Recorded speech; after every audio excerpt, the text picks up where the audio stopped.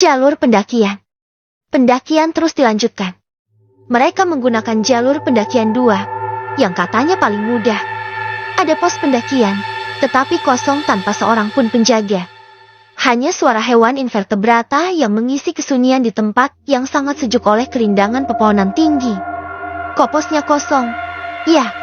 Nuri mengitari pos pendakian mencari seseorang untuk bisa ditanyai sekaligus melaporkan rencana pendakian mereka. Gimana? Ada orang. Ferdi bertanya tak sabar. Tas karier yang sedari tadi membebani tubuhnya diletakkan di atas sebuah bangku panjang yang ada di teras pos pendakian. Enggak ada. Heran deh, biasanya pasti selalu ada orang. Mereka jaganya bergantian. Nuri ikut duduk di sebelah Ferdi. Kakinya yang kelelahan diluruskannya. Istirahat sebentar. Menurut tulisan di sini, waktu tempuh kita masih 6 jam lagi. Cantika menunjuk kertas yang tengah dibacanya di dinding pos itu. What, 6 jam lagi? Wah, bisa rusak penampilan tampanku. Gerutu Ferdi yang mengkhawatirkan penampilannya. Rambut yang mulai berantakan dirapikannya kembali menggunakan kedua tangannya. Kemudian duduk di batang kayu besar yang tergeletak di depan pos itu.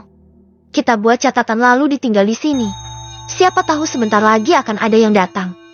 Kita lanjutkan perjalanan lagi supaya ada waktu buat mendirikan tenda.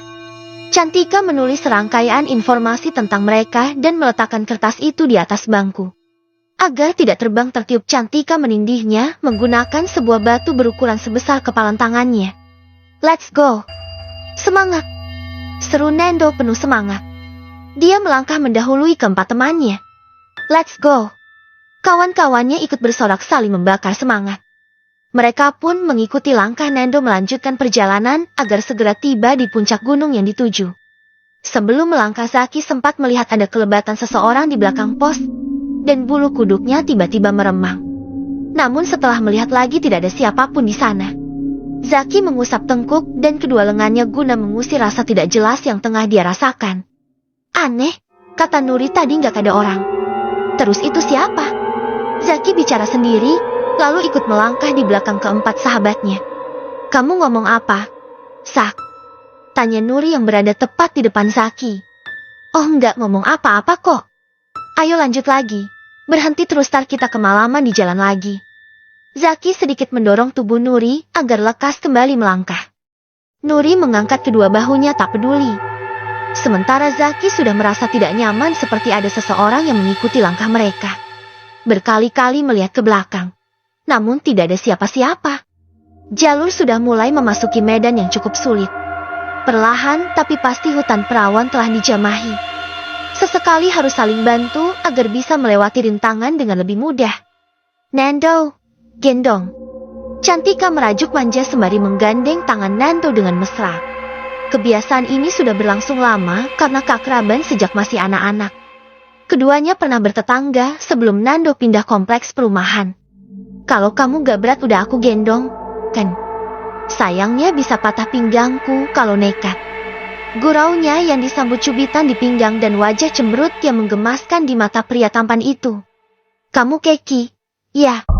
Zaki yang melihat perubahan raut wajah Nuri menggoda sahabatnya itu. Sejak tadi dia wajah cemburu jelas terpancar setiap kali melihat keakraban Nando dan Cantika. Apaan sih? Nuri suat dan tak acuh dengan ucapan Zaki yang benar adanya. Zaki hanya tertawa kecil geli melihat itu. Dalam hati merasa kasihan juga. Tenang, masih ada aku kok. Mendengar Zaki yang kembali menggodanya membuat Nuri jengkel dan melemparkan lirikan penuh emosi pada lelaki itu. Zaki menanggapinya dengan senyuman sambil menggelengkan kepalanya. 3 jam kemudian mereka tiba di pos 2. Lagi-lagi kosong. Waktu tepat tengah hari. Mereka memutuskan beristirahat sekaligus mengisi perut yang sudah mulai keroncongan. Enggak biasanya. Apa mungkin karena kita berangkat bukan di waktu yang seharusnya? Cantika sedikit bingung dengan hal ganjil ini. Lalu menghempaskan tubuhnya di sebuah batu besar yang ada tepat di depan pos pendakian. Misanjeti begitu. Nuri ikut duduk di sebelahnya untuk melepaskan penat yang menderanya. Ayolah kita cari air buat masak. Cantika bangkit mengambil ember dan berjalan menuju bagian belakang pos. Jelas tergambar dalam kertas informasi jika di belakang pos ada pancuran. Nuri mengikuti Cantika menuju sebuah pancuran tidak jauh dari pos itu.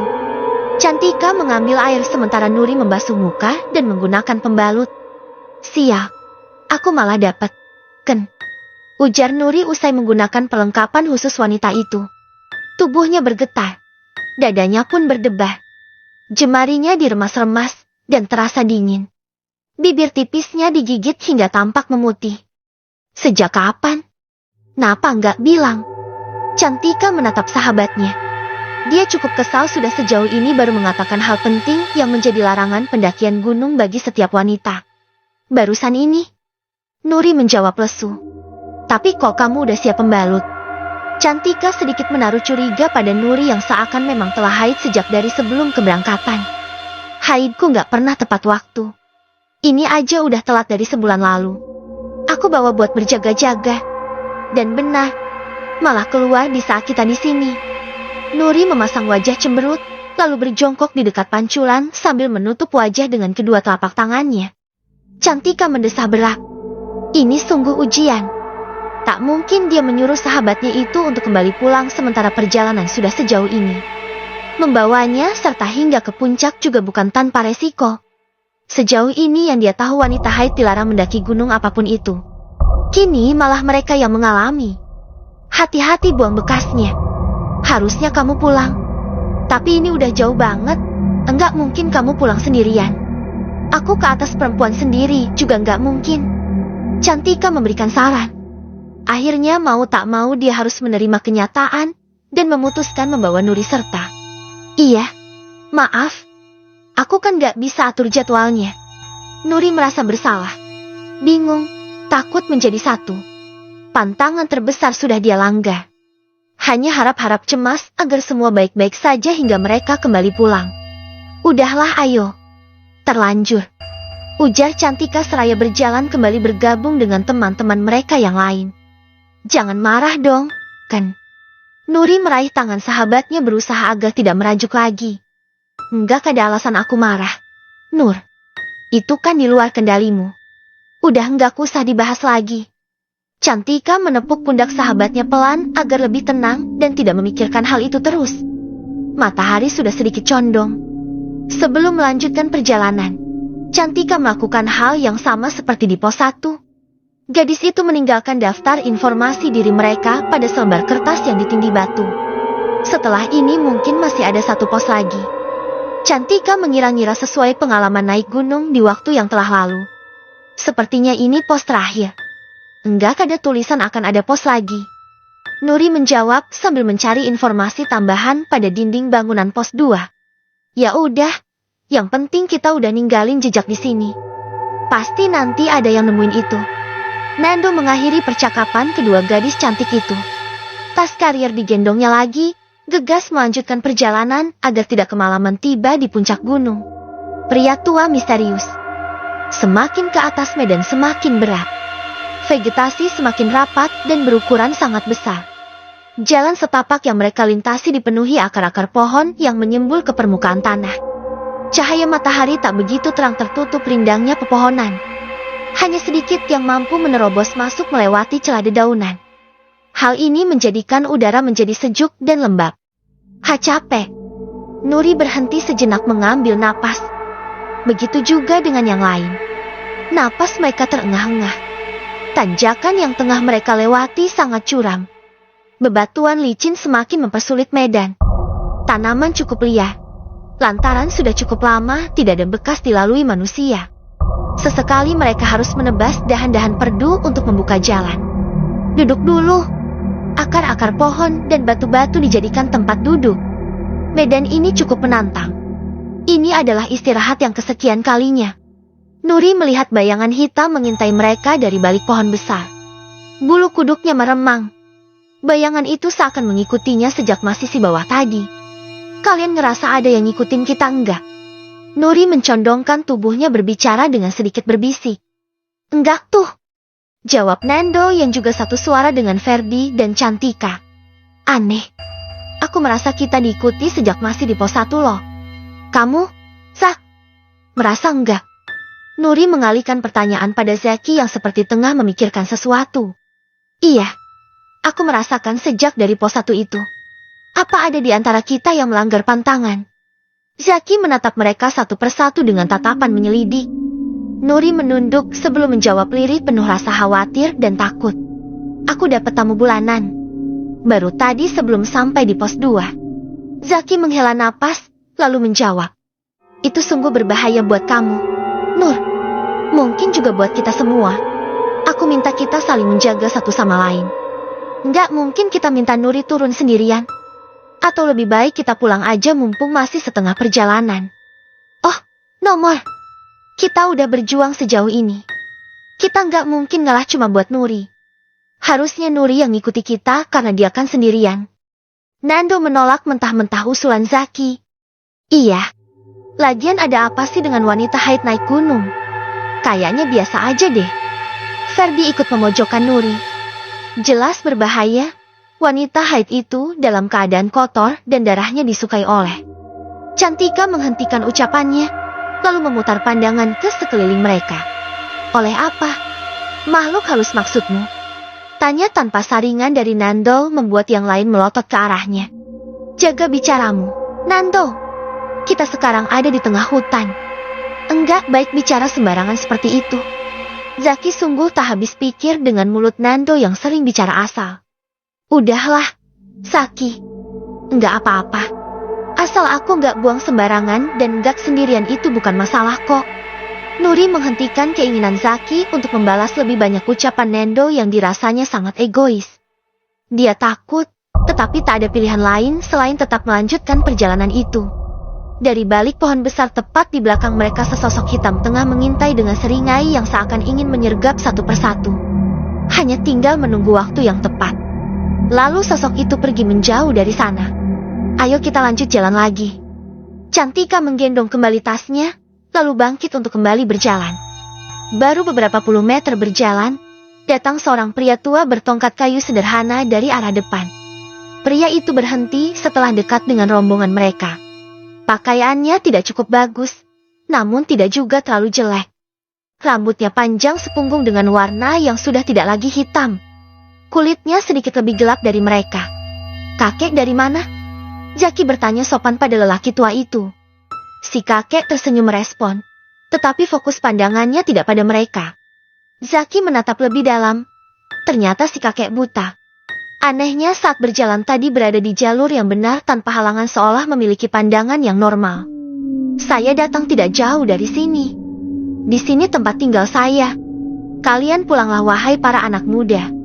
Ini bukan waktu yang tepat untuk naik ke atas. Lagi pula temanmu itu sedang tidak suci. Pria tua itu berucap dengan sangat santun sambil menunjuk ke arah Nuri. Zaki menyadari ada yang aneh. Bagaimana lelaki tua itu bisa tepat menunjuk ke arah Nuri sedangkan matanya buta? Maaf, Kek. Kami sudah sejauh ini, tidak mungkin harus langsung turun sebelum mencapai puncak. Saya rasa tidak ada masalah dengan wanita haid naik gunung. Itu hanya mitos untuk menakut-nakuti para pendaki perempuan. Nando mendahului Zaki yang hendak menjawab ucapan sang kakek. Pulanglah, nak. Kembali lagi nanti setelah lewat bulan Safar dan temanmu telah suci. Si pria tua mengucapkan hal yang sama dengan Aki Hasan, mengusik hati Zaki lebih jauh, menciptakan rasa penasaran yang lebih besar. Ucapan kakek sama dengan ucapan Aki Hasan tadi malam. Aku rasa memang sebaiknya kita turun aja deh, guys. Zaki merasa gentar untuk melanjutkan perjalanan semakin jauh. Enggak ada yang akan turun sebelum kita sampai di puncak. Kita tetap harus naik hari ini juga. Kita udah jalan sejauh ini. Ayolah buat apa percaya tahayul seperti itu. Nando mendesak yang lain agar setuju saja dengan inginnya untuk tetap melanjutkan perjalanan. Berjanjilah jika kita akan tetap bersama dan jangan saling terpisahkan. Pinta Nuri khawatir. Iya.